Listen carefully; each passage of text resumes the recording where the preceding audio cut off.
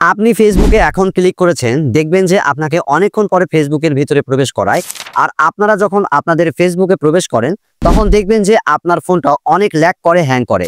আপনার ফেসবুকটা আপনি ভালোভাবে ব্যবহার করতে পারেন না।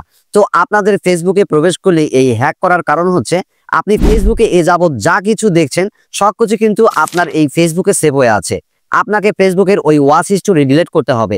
তাহলে আপনি যখন আপনার ফেসবুকে প্রবেশ করবেন, দেখবেন যে আপনার ফোনটা আর ল্যাগ করছে না বা হ্যাং করছে না। তো আপনি কিভাবে ফেসবুকের ওই ওয়াচ হিস্টোরি ডিলিট করবেন, আজকের ভিডিওতে আমি সেটাই দেখাবো।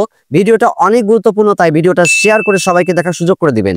এই জন্য আপনি আপনার ফেসবুক ওপেন করে এই প্রোফাইল আইকনের উপর ট্যাপ করবেন, দেন এই সেটিংস আইকনের উপর ট্যাপ করবেন, দেন একেবারে নিচের দিকে স্ক্রল করলেই দেখতে পারবেন অ্যাক্টিভিটি লগ নামে একটি অপশন, জাস্ট এর উপর ট্যাপ করবেন। দেন একটু ডান দিকে সরালে এখানে দেখতে পারবেন ভিডিও ওয়াচড নামে একটি অপশন।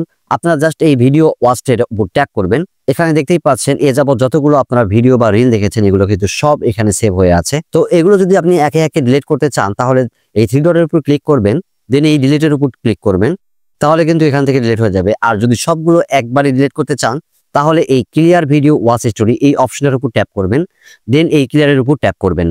ওকে, এখন কিন্তু আপনাদের ফেসবুকের সমস্ত ওয়াচ হিস্টোরি ডিলিট হয়ে গেছে।